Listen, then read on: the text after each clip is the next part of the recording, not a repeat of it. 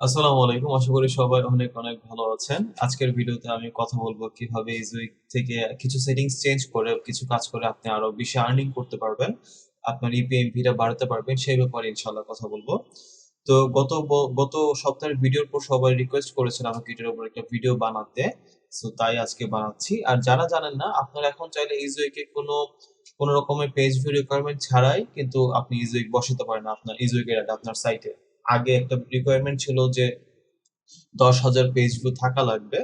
বর্তমানে সেটা নাই। ইজুইক একটা নতুন প্রোগ্রাম চালু করেছে যেটার নাম ইজুইক অ্যাক্সেস নাও। ওই প্রোগ্রামটার থ্রুতে আর কি আর এখন আর 10,000 পেজ ভিউ লাগে না। সো আপনি ওইটার থ্রুতে এখন ইজুইক বসাতে পারবেন। ইজুইক অ্যাক্সেস নাও সম্পর্কে জানতে হলে ডিসক্রিপশন বক্সে একটা লিংক থাকবে, সেখানে আপনাকে ক্লিক করতে হবে।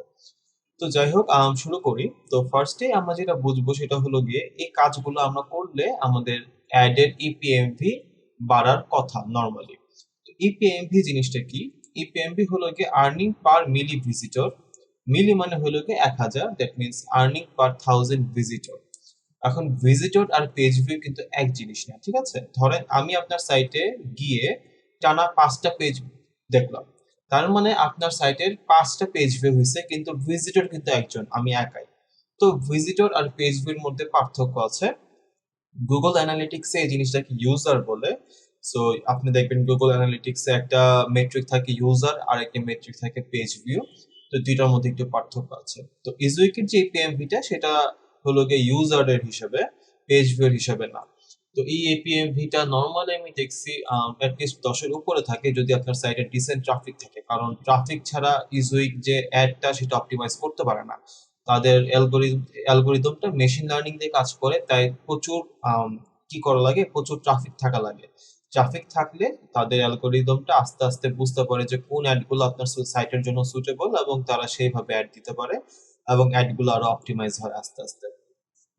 তো যদি আপনার সাইটের পেজ ভিউ খুব কম থাকে, ধরেন 200-300 মান্থলি পেজ ভিউ, তাহলে আপনি এত ভালো কিছু দেখবেন না। তাই আমি রিকমেন্ড করি অ্যাটলিস্ট 1-2 হাজার পেজ ভিউ না হলে যা না মানে গিয়ে লাভ নেই তেমন একটা। আপনি যাইতে পারবেনই যেহেতু কোনো রিকোয়ারমেন্ট নাই, বাট গিয়ে তেমন লাভ নেই। সো অ্যাটলিস্ট 1-2 হাজার পেজ ভিউ হওয়া পর্যন্ত ওয়েট করা উচিত মান্থলি যেটা সেটা। তো এটা হলো কি পিএমভির ব্যাপার। সো ফার্স্টে আমি একটু যাই ইজুইকে। এটা আমার টেলিস্কোপ বাড়ি সাইটটার ইজুইকের সেটিংস। আমি জাস্ট ইজুইক এখানে ইন্টিগ্রেট করে ফালায় রাখছিলাম, কোনো কিছু আমি মানে যে টিউন করা আর একটি পিএমভি বাড়ানোর জন্য এই কাজগুলো কিছু করা হয় নাই। সো আপনাদের দেখাতে দেখাতে আমিও করে ফেলবো। ফার্স্ট যে কাজটা হলো গিয়ে সেটা হলো গিয়ে নেটিভ অ্যাড আমরা চালু করে ফেলবো। যদি আমি নেটিভ অ্যাড চালু করি তাহলে যে জিনিসটা হবে সেটা হলো গিয়ে আর্টিকেলের একদম নিচে আমরা একটা অ্যাডের সেকশন পাবো, যেখানে অন্যান্য বিভিন্ন আর্টিকেলে আমাদের মানে অ্যাডের লিঙ্কটা চলে যাবে আর কি। তো যাই হোক আমি নেটিভ এটা চালু করে ফেলি। আমি জাস্ট এখানে আসবো, আপনি আপনার ইজুইকে ঢুকে মনিটাইজেশনে আসবেন। মনিটাইজেশনে এসে আপনি নেটিভ অ্যাড এটা অন করে দিবেন, PG-13 দিয়ে রাখবেন এবং এটা অন হয়ে গেছে। সো এটা এখানে আসতে একটু টাইম লাগতে পারে, মোটামুটি কিছুক্ষণ লাগতে পারে। কিছুক্ষণ পর দেখবেন এখানে একটা সেকশন এসে পড়ছে অ্যাডের, যেটা আমি পরে আপনাদের দেখাবো।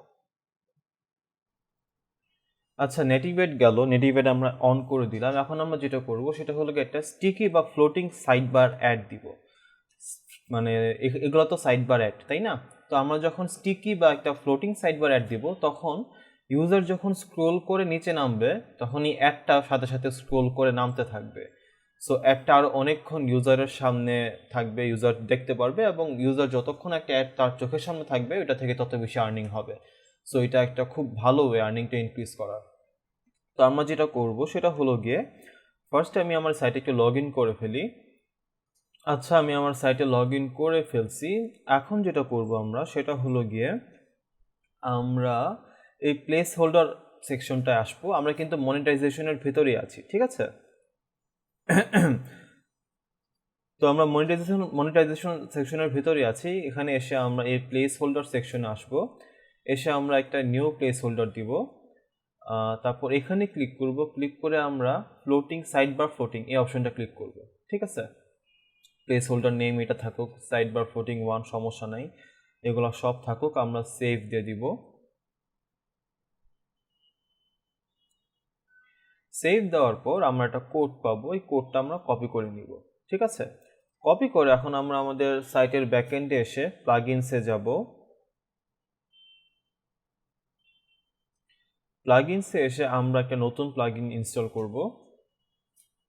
এটা হলো গিয়ে Q2W3, এটা লিখে সার্চ করবেন আপনি। এই যে Q2W3 ফিক্সড উইজেট ফর ওয়ার্ডপ্রেস, এটা আমরা ইনস্টল করব। আচ্ছা, এটা এখন অ্যাক্টিভেট করব আমরা। অ্যাক্টিভেট হয়ে গিয়েছে।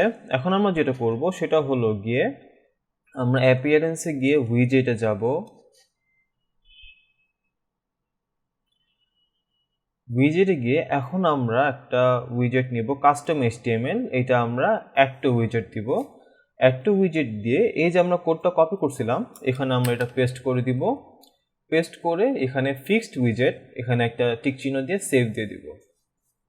এতে কিন্তু আমাদের ফিক্সড যে সাইড বার যে ব্যাপারটা সেটাও কিন্তু হয়ে যাবে ইনশাল্লাহ। আমি যদি এখনো মনে হয় সাথে সাথে হয় না, এটা একটু টাইম লাগে অ্যাক্টিভেট হইতে সব কিছু, বাট একটু পর দেখবেন এরকম একটা এখানে সাইড বার অ্যাড আপনি পেয়ে গিয়েছেন। ঠিক আছে, আমরা একটু দেখি নেটিভ একটা চালু হয়েছে কিনা আমাদের। না, এখনো হয় না, আর একটু টাইম লাগবে, মোটামুটি 1-2 ঘন্টা দিলে এরপর সব কিছু আপনি দেখতে পারবেন ওদের এখান থেকে। যেমন স্টিকিটা তো আমরা মাত্রই দিলাম, সো এটা হতে একটু টাইম লাগবে। যে আমাদের স্টিকি অ্যাড দেওয়া হয়ে গেছে, ফাইন। তাহলে আমরা কিন্তু 2টা কাজ করে ফেলছি, আমাদের 2টা কাজ করা হয়ে গেছে। একটা হলো গিয়ে নেটিভ অ্যাড অন করছি, আর একটা হলো গিয়ে sticky side bar add on করছি। এরপর যে জিনিসটা করতে হবে আমাদের সেটা হলো গিয়ে কিছু প্লেস হোল্ডার অন করা লাগবে। কারণ প্লেস হোল্ডারকে, এটা নিয়ে আমি আগেই বলছিলাম, প্লেস হোল্ডার হলো গিয়ে যেই জায়গায় অ্যাড বসবে ওইটাকে আমরা অ্যাড প্লেস হোল্ডার বলি। তো যখন আপনি ফার্স্টে আপনার সাইটটা ইন্টিগ্রেট করবেন ইউজারের সাথে, এরপর আপনার যিনি অ্যাকাউন্ট ম্যানেজার তাকে বললেই উনি গদ বাঁধা কিছু প্লেস হোল্ডার আপনার পুরো সাইটে ইনস্টল করে দিবে। তো ওইটা হলো গিয়ে মোটামুটি মানে কি বলবো, মেশিন নিজেই ইনস্টল করবে আর কি, সে তো আর অনেক কিছু বোঝে না। তো আপনি যেটা করবেন সেটা হলো গিয়ে আপনার যে টপ পারফর্মিং যে পেজগুলো আছে, যেগুলো সবচেয়ে বেশি ভিজিটর পায়, এরকম 5টা বা 10টা পেজে আপনি প্লেস হোল্ডারগুলো ম্যানুয়ালি নিজে বসাবেন।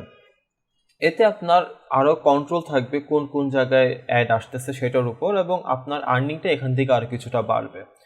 বাট এই অ্যাড প্লেস হোল্ডারগুলো বসানোর সময় খেয়াল রাখা লাগবে আপনি যে প্লেস হোল্ডারগুলো বসাচ্ছেন আপনার কন্টেন্টের ভিতর অ্যাট এ টাইম যেন 2টার বেশি অ্যাড দেখা না যায়। যদি 2টার বেশি অ্যাড দেখা যায় তাহলে ব্যাপারটা একটু ইউজারদের জন্য ইউজার এক্সপিরিয়েন্সটা তো ভালো হয় না। সো মানে অ্যাট এ টাইম যাতে 2টা বা বেশি না হয় সে ব্যাপারে খেয়াল রাখলে ভালো হয়। তো আমি একটু দেখাই আপনাদেরকে। ধরেন আমি কি বলবো, এটা ধরেন আমার একটা টপ পারফর্মিং আর্টিকেল, এটা আমার অনেক বেশি ভিজিটর আনে এই আর্টিকেলটা। তখন এটাতে ম্যানুয়ালি কিন্তু এই অ্যাড প্লেসহোল্ডারগুলো আমি একটাও নিজে বসাই নাই, এগুলো অটোমেটিক ইউজিক বসাই দিছে। তখন আমি যেটা করব, আমার টার্গেট হলো গিয়ে আমি একটু নিজে এগুলাকে ফাইন টিউন করব, নিজে বসাবো, কারণ এখানে আমার অনেক বেশি ভিজিটর আসে। সো আমি চাই যেন এই পেজ থেকে খুব ভালো মতো অ্যাডের রেভিনিউটা আমার আসে। ঠিক আছে, তো এটার জন্য যেটা করতে হবে সেটা হলো গিয়ে ফার্স্টে তো আপনি আপনার ইজুইকে লগ ইন করে থাকলেনই, এটা সমস্যা নেই। এরপর ইজুইকের একটা ক্রোমের প্লাগইন আছে, এই কাজটা আপনি ক্রোম দিয়ে করবেন, ক্রোম ব্রাউজার দিয়ে। তো ইজুইক ক্রোম এক্সটেনশন যদি লিখেন তাহলে যে এখানে গিয়ে এই এক্সটেনশনটা আপনি ডাউনলোড করবেন ইজুইকের। ডাউনলোড করার পর ধরেন আমি এই পেজে এসে এই পেজের অ্যাড প্লেস হোল্ডারগুলো আমি একটু ঠিকঠাক করব। তো এখন যেটা করতে হবে সেটা হলো আমি এখানে ক্লিক করব। ক্লিক করে আমি কয়েকটা অপশন পাবো। ফার্স্টে আমি যেটা করব, আমি যদি এখন বর্তমানে যে প্লেস হোল্ডারগুলো আছে সেগুলো দেখতে চাই, তার জন্য আমি ভিউতে এসে অ্যাক্টিভ প্লেস হোল্ডার এখানে ক্লিক করব। একটু টাইম লাগে এই জিনিসটা হতে।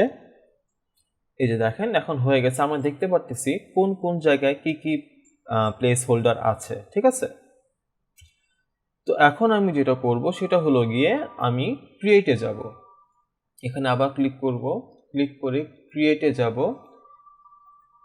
ক্রিয়েটে গিয়ে অটোমেটিক্যালি ডিটেক্ট থাকবে, আমি সিলেক্ট লোকেশনে যাব। ঠিক আছে, আবার একটা রিফ্রেশ নিবে। আচ্ছা, এখন আমি ইচ্ছা মতো অ্যাড প্লেস হোল্ডার দিতে পারবো। এই জায়গাটা খুব সাবধানে, উল্টাপাল্টা কোথাও চাপ দিবেন না, তাইলে সমস্যা হতে পারে। তো ফার্স্টে আমি যে কাজটা করব সেটা হলো গিয়ে একদম পুরা সব কিছুর উপরে আমি টপ অফ পেজ এটা হলো কি একটা প্লেস হোল্ডারের নাম। এখানে অনেকগুলো প্লেস হোল্ডার আছে, যেমন top of page, top side bar, medial side bar, bottom side bar, তারপর ইন কন্টেন্ট, এরকম অনেক কিছু আছে। তো এখানে আমি যেটা করব, টপ অফ পেজ এই একটা দিব। তো এটা কিন্তু দাওয়ায় আছে, হ্যাঁ। যদি দাওয়া না থাকতো আমি কি করতাম, আমি এইখানে কন্টেন্ট, এই যে সব আমার পুরা মানে যে দেখেন নীল হয়ে আছে যে জিনিসটা, এটা হলো আমার ফুল সাইটের কন্টেন্ট। তো এখানে ক্লিক করলেই এর উপর একটা অ্যাড আসা পড়বে। তো আমি অ্যাড আসার পর আমি ইনসার্ট হেয়ারে যাব, গিয়ে আমি সিলেক্ট পেজ পজিশনে গিয়ে আমি দিব top of page. Top of page দিয়ে আমি সেভ প্লেস হোল্ডার দিয়ে দিব।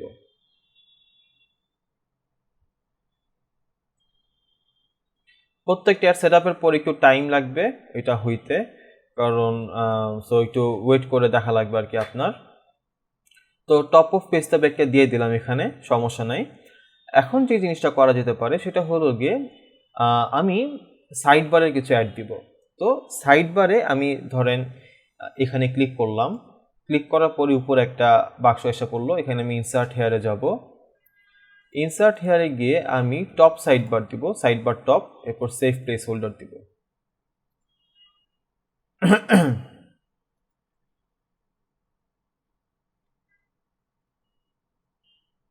এই যে দেখেন একটা কিন্তু সাইড বার এসে পড়ছে আমাদের, তাই না? এইটা গিয়ে আমি এখানে 300/250 এই সাইজটা আমি দিয়ে রাখি এখানে। এরপর আমরা মিডল সাইড বার আছে এখানে একটা, আমি একটু দেখি এটা মিডল কিনা, আমি একটু এডিটে যাই। এডিটে গিয়ে এটা সাইড বার টপ আছে না, এটা আমরা দিয়ে দিব সাইড বার মিডল, ঠিক আছে? মিডল দিয়ে সেভ প্লেস হোল্ডার দিয়ে দিব।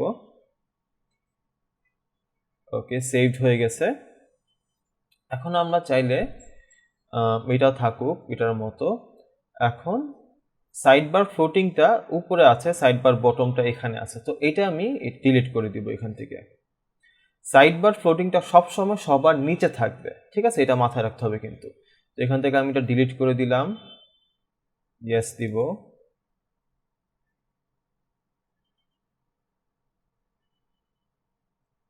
ডিলিট করে আমি এই যে এই অংশটায় আমি বা এই অংশটায় ক্লিক করলাম, ক্লিক করে লিগাল ইনফরমেশনের উপরে আসছে, এখন আমি নিচে নিতে চাইলে এইচ বাটনটা ক্লিক করব, তাহলে নিচে আসছে।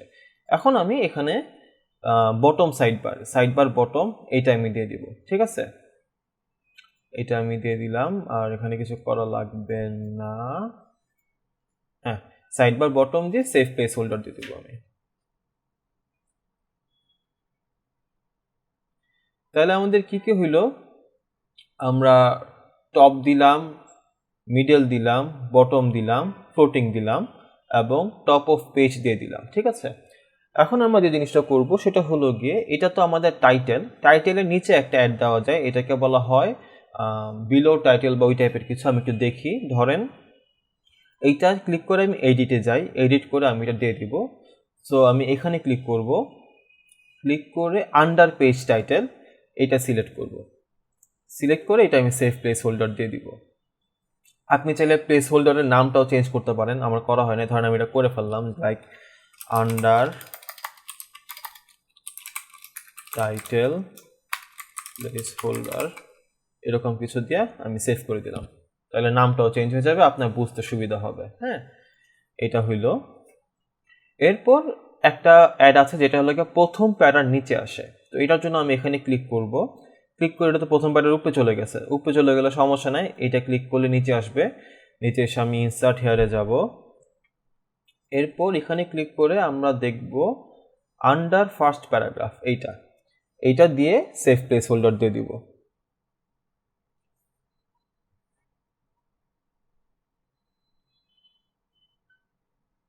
প্রত্যেকটা অ্যাড সেটআপের পর কিন্তু একটু তারা রিফ্রেশ করে টাইম নেয়, সো এই জিনিসের জন্য আপনাকে ওয়েট করতে হবে। আপনি একটা কাজ করতে পারেন যাতে ইজিলি করা যায়, সেটা হলো গিয়ে এইখানে যাবেন, গিয়ে আমি ক্রিয়েটে যাব বা ভিউতে গেলাম, ভিউতে গিয়ে জিনিসটা কই, হ্যাঁ ভিউতে আসলেন, অনলি শো ইন্ডিকেটর এটাই ক্লিক করবেন, তাহলে আর এটা অনেক বড় বড় হয়ে থাকবে না, কাজ করার সুবিধা হয় তাইলে। আচ্ছা, আমরা তাহলে প্রথম প্যারার নিচে আন্ডার ফার্স্ট প্যারাগ্রাফ এটা দিলাম। এখন আমাদেরকে সেকেন্ড প্যারার নিচে আরেকটা অ্যাড প্লেস হোল্ডার আছে যেটাকে বলা হয় আন্ডার সেকেন্ড প্যারাগ্রাফ, এটা দিতে হবে। কিন্তু এখানে কি দিছে, আন্ডার পেজ টাইটেল। ওই যে বললাম ইজুইক অটোমেটিক বসাই দিছে, তারা ঠিক মতো সব কিছু করতে পারে না, কারণ এটা মেশিন করতেছে। তো এটা আমরা এডিট করে ফেলি, এডিট করব, এডিটে যাব, গিয়ে এটা আমরা দিব আন্ডার সেকেন্ড প্যারাগ্রাফ দিলাম। দিয়ে আপনি চাইলে এটা নামটা পাল্টাতে পারেন, আন্ডার সেকেন্ড প্যারাগ্রাফ নামটা দিয়ে আমি সেভ প্লেস হোল্ডার দিলাম।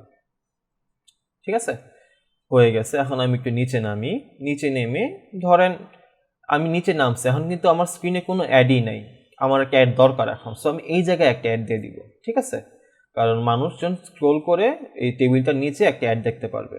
তো আমি এখানে একটা অ্যাড দিয়ে দিই।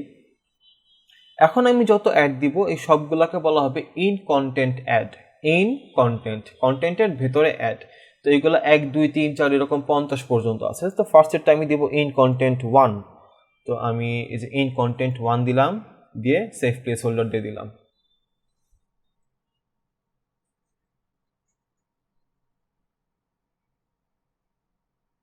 এই যে ইন কন্টেন্ট 1 এখানে একটা আসা পড়ছে আন্ডার ফার্স্ট প্যারা, যেটা ভুল। তো এটা আমি চেঞ্জ করে ইন কন্টেন্ট 2 বানিয়ে দিই। এটা হলো কি in content 2 save place holder.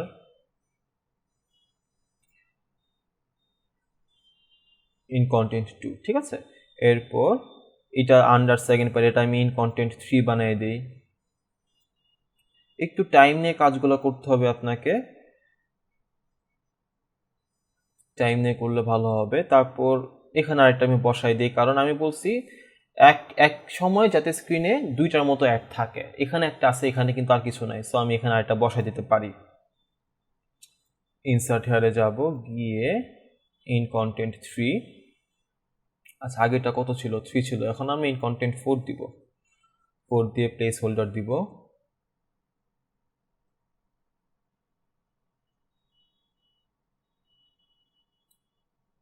4 এসে পড়ছে। এটা ইন কন্টেন্ট 1 দেওয়া, এটা আমরা এডিট করে 5 বানিয়ে দিই। ইন কন্টেন্ট 5 হয়ে গিয়েছে। এরপর নামি 6, এটা 2 আছে, এটা 6 করে দেই। এই কাজগুলো আপনি যত করবেন আপনার মেশিন লার্নিং তার ভুলগুলো বুঝতে পারবে, এবং অন্যান্য আর্টিকেলেও এই সেম জিনিসগুলো সে কারেক্ট করতে পারবে সমস্যাগুলো। এটা যেমন ইন কন্টেন্ট 7 দিয়ে দিব আমরা এখন। যদি স্পেশালি বড় আর্টিকেল হয় তাহলে এগুলো একটু করতে সময় লাগে, সময় ধরে করা লাগবে। আপনারা হয়তো বা বোর্ড হয়ে যাচ্ছেন, বাট কিছু করার নাই, এমনি করা লাগে জিনিসটা। এটা ইন কন্টেন্ট 8 দিয়ে দেই।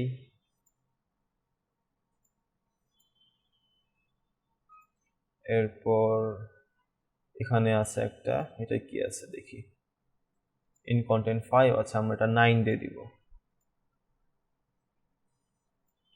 9 এখানে একটা আছে, এটা 10 দিয়ে দেই। আপনি চাইলে কিন্তু এখন ইন কন্টেন্ট বাড়াইতেও পারেন। ধরেন আমি চাইলাম যে এখানে একটা আমি অ্যাড দিয়ে দিব, আমার ইচ্ছে হয়েছে, ইনসার্ট হেয়ারে গিয়ে আমি ইন কন্টেন্ট 11 দিয়ে দিলাম, সমস্যা নাই। বাট খুব বেশি অ্যাড না দেওয়াই ভালো, এতে ইউজার এক্সপিরিয়েন্স ভালো থাকে না। এট এ টাইম 2টার বেশি অ্যাড না রাখার ট্রাই করবেন, ঠিক আছে, তাহলে ব্যাপারটা ভালো থাকে। যেমন এই একটা টাইম আমার 2টা অ্যাড আছে, এখন আমার 2টা অ্যাড আছে, এখন 2টা অ্যাড আছে, এরকম করে রাখলে জিনিসটা বেটার হয় আর কি। এরপর আমরা যেটা করতে পারি সেটা হলো গিয়ে একটা অ্যাড আছে যেটা হলো বটম অফ পেজটা এখানে এসে পড়ছে, আমরা এইখানে রাখবো না, এটা ডিলিট করে দিব আমরা। আমরা যেটা করব সেটা হলো কি, আমরা যদি এভাবে ক্লিক করি এবং এটা আমরা নিচে নিয়ে আসি, তাহলে এইখানে আমরা বটম অফ পেজ এটা দিব। বটম অফ পেজ, এইটা দিয়ে আমরা সেভ প্লেস হোল্ডার দিব।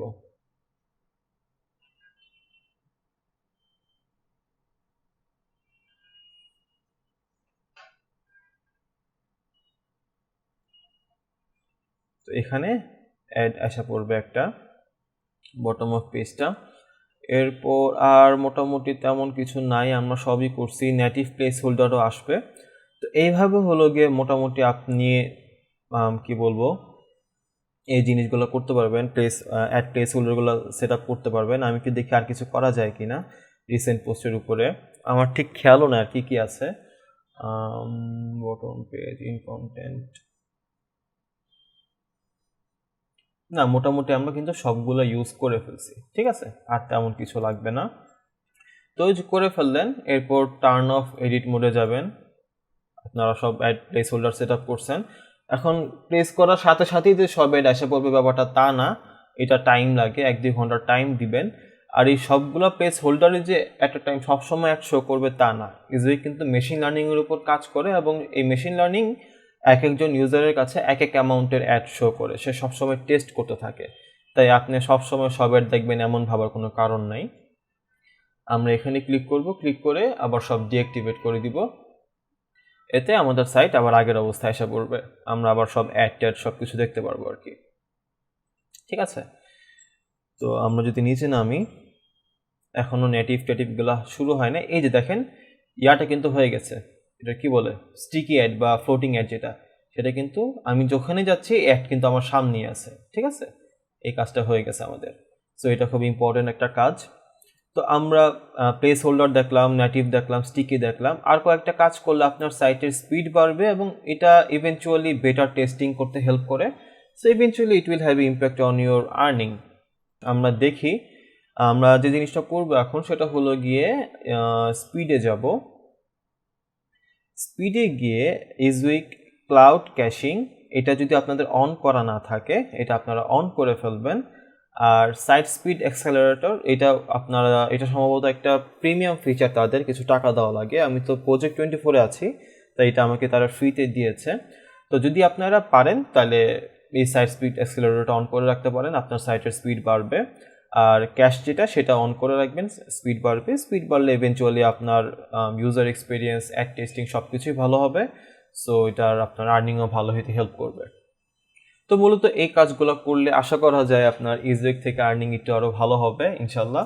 তো যদি ইজউইক আপনার সাইটে না থাকে তাহলে আমার অ্যাফিলিয়েট লিঙ্কটা ক্লিক করে আপনি ইজউইক নিয়ে নিতে পারেন। এতে আমার অবভিয়াসলি আমার ভালো হবে, তার জন্য থ্যাংক ইউ।